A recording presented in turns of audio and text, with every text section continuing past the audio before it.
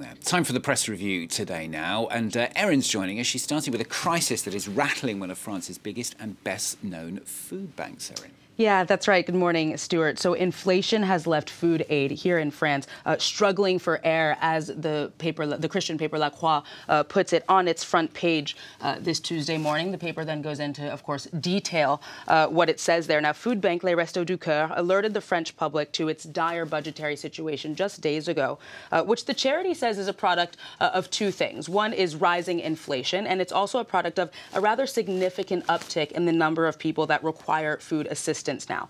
Now, the situation is so bad that the organization says that it could be forced to close in just 2 or 3 years, according to its president, who spoke on public television on Sunday and is quoted in the piece. Now, to put numbers on it, they're expecting to have distributed by the end of this year 35% more meals compared to the year 2022 last year. Now, the paper L'Opinion also talks about this. It emphasizes how damning these numbers are for the French government in particular, in the sense that the rising number of people requiring food aid is in a sense kind of a reflection of the government's failed policies. The increased reliance on charitable organizations like Les Restos du Coeur, which are supposed to be really in cases of extreme emergency, suggests that food insecurity is actually becoming a more deep, long-lasting, deeply entrenched problem that will only be more expensive for the government in the long term.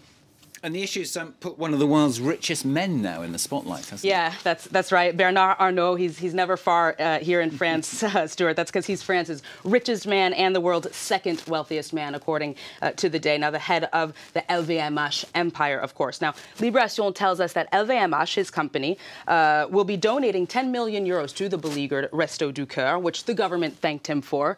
Now, the announcement drew criticism from the left, as left-leaning paper Libération points out. Some remarking, ironically, that instead of thanking Arnault for his generosity, the government should instead simply do a better job at redistributing wealth, tax speculation, and, of course, just simply force billionaires to actually pay their taxes. Now, it's worth mentioning that other companies have announced plans to make food donations in the wake of Arnault's announcement. The paper reminds us, of course, that this isn't out of pure kindness. They call it calculated charity. That's because a 2016 law actually requires supermarkets of a certain size to give their unsold goods to associations, and it bans them as well from destroying edible food that hasn't been sold, for example, by pouring bleach on it, which is something that, surprisingly and shockingly enough, many supermarkets actually did do in the past.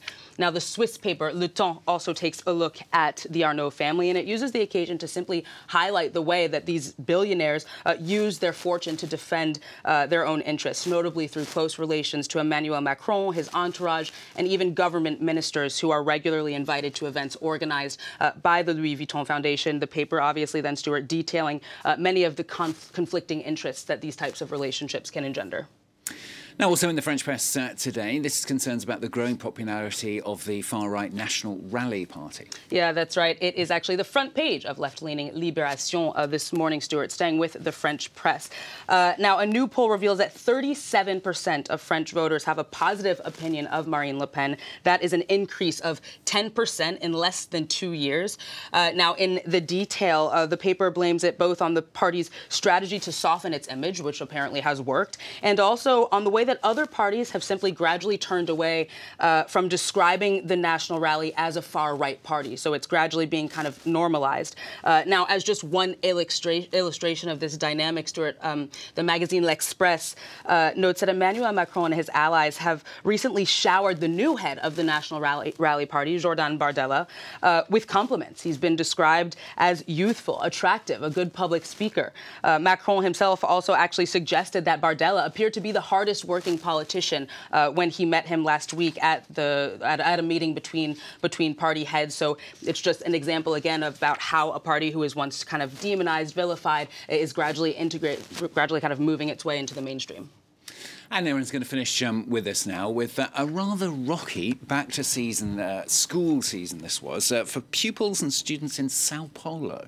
That's right, Stuart. I'll start maybe with asking you a question. Which is true? There are beaches in Sao Paulo. I'll give you a hint by telling you that it's an hour's away, an hour's drive from the coast. Or water can cause Parkinson's disease, Alzheimer's, or even depression. I'm not quite sure either of those is true. Glad you said that, because we are a news channel, Stuart, and obviously neither of these are true. They're glaringly false, but they were shockingly presented as fact in e-learning materials for high school students in Brazil's Sao Paulo state. Now, given the gravity of the errors, a judge was actually forced to order that they be suspended from the program until they were reviewed and brought in line with the Education Ministry's standards. They've since been corrected, with the employees responsible for disseminating them having been fired. But more seriously, they were actually a part of educational reforms that were put in place by the local governor, Tarcísio de Freitas, who is an ally of former President Jair Bolsonaro. So it'll be interesting to see what other kind of perhaps false information they'll discover gradually as the school season gets on. Well, we have our own programme, Truth or Fake, don't we? So perhaps they should investigate this one. Yeah, nicely put. Thank you very much, Erin Agunke, with the newspapers for us on France 24.